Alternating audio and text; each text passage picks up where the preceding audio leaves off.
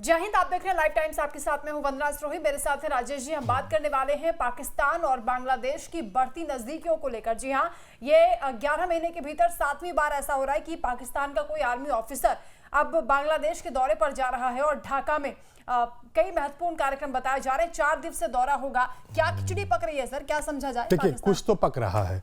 जो दिख रहा है कि पाकिस्तान और बांग्लादेश के बीच में जो लगातार दौरे हो रहे हैं पाकिस्तान की तरफ से, और कोई छोटे मोटे दौरे नहीं है वंदना। ये जो दौरा हो रहा है वहाँ के मंत्रियों का हो रहा है, वहाँ के deputy chief of army staff का हो रहा है, वहाँ के नेवी चीफ का हो रहा है। और ये जो शुरू हुआ है, ये पूरा जो सिलसिला चला है, वो जब 5 अगस्त 2024 को जब तख्ता पलट हुआ था शेख हसीना का, और जब से वहाँ पर एक अंतरिम सरकार बन गई और उसके मुखिया मोहम्मद यूनुस जब बन गए हैं, उसके बाद से मोहम्मद यूनुस का जो सोचने का तरीका है वो पाकिस्तान है।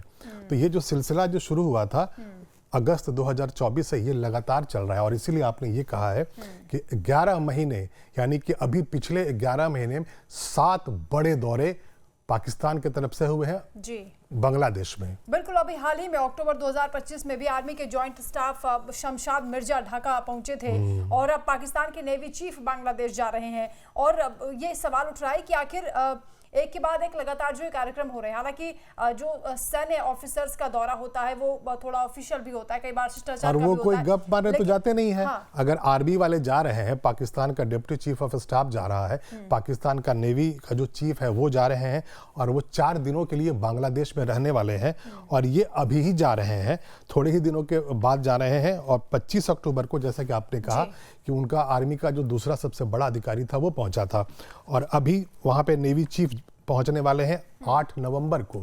और जो 4 दिनों का जो उनका कार्यक्रम है, तो जो अपने समकक्ष हैं उनसे तो उनकी मुलाकात होगी ही होगी। उसके अलावा जाहिर है वो मोहम्मद यूनुस से भी मिलने की कोशिश करेंगे। वहाँ जो लोग पॉलिसी मेकर्स हैं उनसे वो बातचीत करेंगे।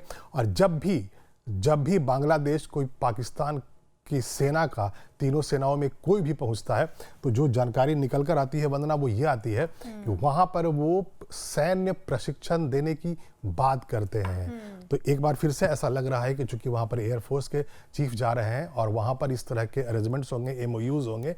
और सवाल ये भी उठता है कि आखिर पाकिस्तान और ये बांग्लादेश की जो नज़दीकियां हैं, क्या भारत अफगानिस्तान की नज़दीकियों का एक काउंटर है? और क्योंकि ये जो दौरा होने वाला है, इसको लेकर भी कहा जा रहा है कि ढाका से भी बुलावा आया है प्रधानमंत्री शहबाज शरीफ के लिए कि वो निमंत्रण आ चुका है। हाँ, निमंत्रण उनको आ चुका है। यहाँ पर सैन्य समझौते और जो ट्रेनिंग प्रोग्राम्स होते हैं उसे बढ़ावा पाकिस्तान की ओर से दिया जा रहा है बांग्लादेश के साथ, और साथ ही जो खुफिया घुसपैठ होती है उसकी कोशिश भी यहाँ पर की जा रही है। बल्कि मैं तो कहूँगा को बढ़ावा देने की बात की जा रही है। मैं तो कहूँगा ये आईवाश है।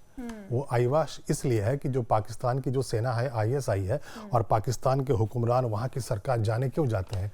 वो इसलिए जाने जाते हैं पूरी दुनिया में कि वो आतंकवाद को बढ़ावा देते हैं। और खुद उनके मंत्री भी ऑन रिकॉर्ड कह चुके हैं कि हम तो 30 वर्षों से आतंकवाद में लिप्त हैं। पूर्व विदेश मंत्री भी बिलावल भुट्टो भी कह चुके हैं कि हम तो सही करते आ रहे हैं, और वो खुद कहते भी हैं कि जो हम बोते हैं वही काटते हैं। तो इसका मतलब क्या है, जो मुझको लग रहा है वंदना, कि अब क्या होगा अगर आपको भारत को तंग करना है, भारत को आपको परेशानी में डालते रहना है, तो आप क्या करेंगे?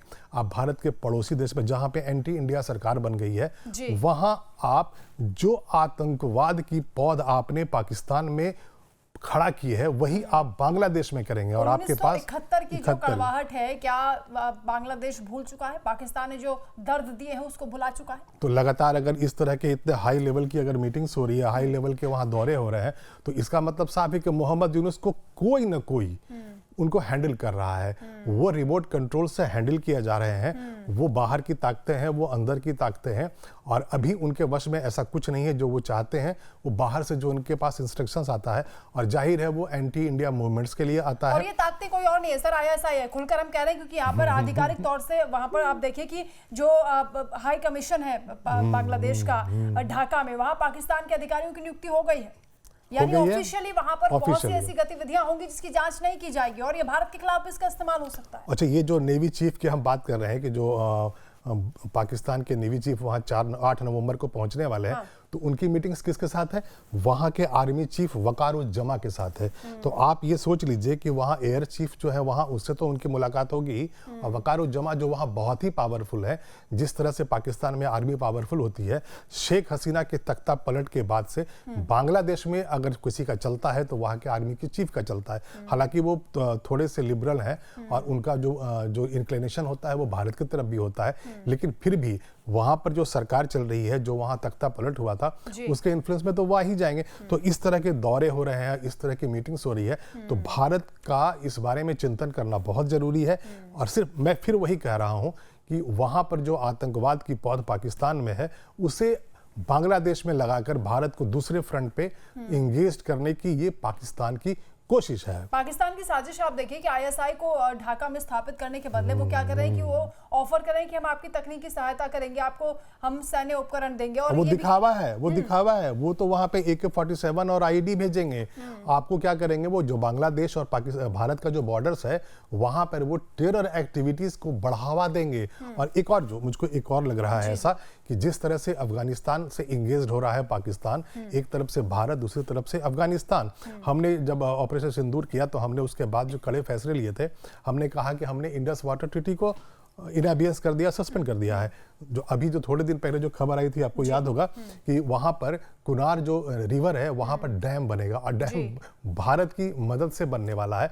तो पाकिस्तान कोशिश अब ये करेगा कि जिस तरह से अफगानिस्तान से वो इंगेज्ड है, परेशान है, वो भारत को कुछ ऐसा कर दे कि भारत इंगेज्ड हो जाए बांग्लादेश की तरफ से। अच्छा, जो श्रीलंका का हाई कमीशन है, वहां पर जब आईएसआई ने अपने अधिकारियों की नियुक्ति की थी, उस दौरान NIA ने जांच भी की थी और कई ऐसी साजिशों का खुलासा हुआ था जो दक्षिण से भारत में करने की कोशिश की गई थी। और यहाँ पर पूर्वोत्तर और पश्चिम बंगाल के लिए खतरा हो सकता है, पाकिस्तान अगर यहाँ ढाका में आकर बैठ रहा है। और इसका जो बदले में जो ऑफर दिया गया है, उसके लिए कहा जा रहा है कि यहाँ पर JF-17 फाइटर जेट और जो फतेह सीरीज के रॉकेट हैं, तो आप सोचिए, इंटरेस्ट दिखा रहा है बांग्लादेश। कितना बड़ा डिजाइन है ये, कितनी बड़ी षड्यंत्र है ये। आप क्या कर रहे हैं, फाइटर प्लेन्स दे रहे हैं बांग्लादेश को, और आप रॉकेट्स दे रहे हैं, मिसाइल्स देने की प्लानिंग कर रहे हैं। तो वो क्या आपको नहीं पता कि बांग्लादेश कहाँ चलाएगा? ऑब्वियसली ये भारत के लिए सोचने की बात है। तो बिल्कुल। अच्छा, और जो अभी जो हम यहाँ पे चर्चा कर रहे हैं कि 7वां मौका है जब कोई हाई लेवल का कोई मंत्री या नेता पहुंचा है, तो यहाँ पर मैं आपको एक अपडेट देता हूँ। जो 11 महीने का जो डाटा है, जो वहाँ की जो मीटिंग्स हुई है, उसमें कौन कौन से लोग गए हैं। तो वहाँ का रक्षा मंत्री जो उप प्रधानमंत्री हैं इशाक डार, वो गए हैं। रक्षा राज्य मंत्री कमाल खान गए हैं। Joint army chief Shamshad Mirza का आपने नाम लिया। और फॉरेन सेक्रेटरी अमना बलूच गई है। तो आप देखिए जो यहाँ पर जो लाइनअप है उसमें कौन है, defence minister, minister of state defence, यानी कि रक्षा मंत्री और रक्षा राज्य मंत्री। तो जब सिर्फ डिफेंस वाले ही इतना जा रहे हैं तो फॉरेन पॉलिसी तो वहाँ डिस्कस हो नहीं रहा। ये तो साफ पे है, आप देख सकती हैं कि वहाँ पर पाकिस्तान और बांग्लादेश के म्यूचुअल रिलेशंस की तो बात वहाँ होनी नहीं है। वहाँ पर जो भी बात होनी है, पाकिस्तान की आर्मी की तरफ से वो मैसेज लेकर जा रहे हैं, ISI की तरफ से वो मैसेज लेकर जा रहे हैं। हो सकता है वहाँ वो रेकी करवाते हो, वहाँ पर जो आतंकवादी जो अड्डे बनवाने हैं उसके लिए वो बातचीत करने जाते हैं। तो बिल्कुल ये स्पष्ट है। अब बहुत जल्द, अब क्योंकि बांग्लादेश में इलेक्शन भी होने वाले हैं, आम चुनाव क्योंकि कहा जा रहा था कि फरवरी में हो जाएंगे, उसके बाद जो सरकार बदलेगी वहां पर ऐसी उम्मीद की जा रही है, क्योंकि मोहम्मद यूनुस से भी बहुत से लोग नाराज हैं। यहाँ तक कि विपक्षी पार्टियां तो लगातार उनके खिलाफ कोई ना कोई कैंपेन लेकर आ रही हैं और जो तमाम लोग हैं वो भी उनके खिलाफ ही हैं। लेकिन अब पाकिस्तान को शायद लग रहा होगा कि जब तक मोहम्मद यूनुस है तब तक ये सारी डील कर दी जाए। वो यही चाहते हैं।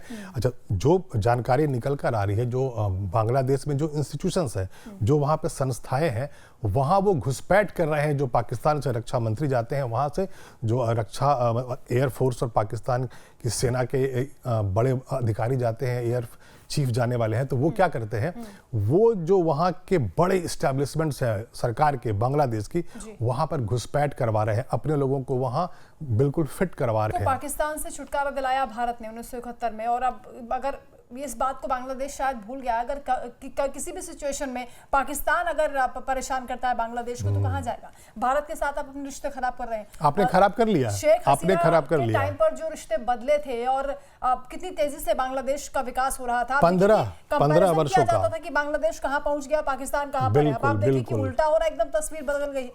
बांग्लादेश की GDP ग्रो कर रही थी और एशिया में, साउथ एशिया में बांग्लादेश का अगर नाम लिया जाता था तो वो एक ऐसी इकोनॉमी के रूप में जो ग्रो कर रही थी। उसका जो कपड़ा जो गारमेंट्स का जो मार्केट है वो इतना विकसित हो रहा था कि भारत के लिए भी परेशानी दे रहा था और जीडीपी लगातार उनकी अच्छी चल रही थी। 15 वर्षों का जो शासन था शेख हसीना का, उसे कहा यह जाता है कि बांग्लादेश के इतिहास में गोल्डन पीरियड्स में से एक था। लेकिन जब वहां पर कुछ बच्चों को वहां भड़का दिया गया और वो स्टूडेंट्स मूवमेंट के नाम पे वहाँ एक ऐसा मूवमेंट खड़ा कर दिया गया और जो पूरा माहौल बना दिया गया शेख हसीना के खिलाफ, तो उनकी सत्ता चली गई और उन्हें 5 अगस्त 2024 को वहां से भागना पड़ा अपनी जान बचाने के लिए। आज वो भारत में रह रही हैं। तो एकदम बिल्कुल साफ डिजाइन चीन है। का दबाव तो नहीं कि पाकिस्तान के साथ बिल्कुल जो ये रिश्ते बिल्कुल बढ़ रहे हैं? बिल्कुल है, चीन का दबाव है। जो मैं कह रहा था कि रिमोट कंट्रोल है, तो एक तो कहा जाता है कि चीन का असर है पाकिस्तान और बांग्लादेश पर भी, क्योंकि वहां सरकार पहले इंडिया फ्रेंडली थी तो वहां नहीं पड़ रहा था।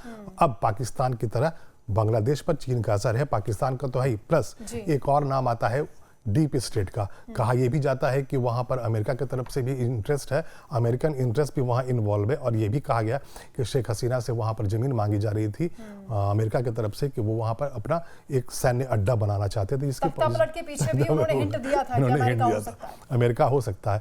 तो इसका मतलब बिल्कुल साफ है कि बांग्लादेश और मोहम्मद यूनिस दोनों बाहरी विदेशी ताकतों के हाथ में खेल रहे हैं। उनके हाथ में अपना कुछ नहीं है। रिमोट से उन्हें जो कहा जाता है वो करते हैं और उन्हें सिर्फ यही कहा जाता है कि आप ज्यादा से ज्यादा एंटी इंडिया जो सेंटिमेंट्स है उनको आप भड़काएं। अच्छा, ये जो अभी स्थितियां बन रही हैं, लगातार जो ये दौरे हो रहे हैं पाकिस्तान और बांग्लादेश की नजदीकियां बढ़ी हैं, इससे भारत को क्या वाकई चिंता करने की जरूरत? बिल्कुल चिंता करने की बात है और होनी भी चाहिए, क्योंकि भारत को पहले भी एक स्ट्रिंग बनाकर चीन और अमेरिका घेरने की कोशिश करते हैं। मैं नाम लेके बताता हूं, एक तरफ श्रीलंका है, एक तरफ पाकिस्तान है।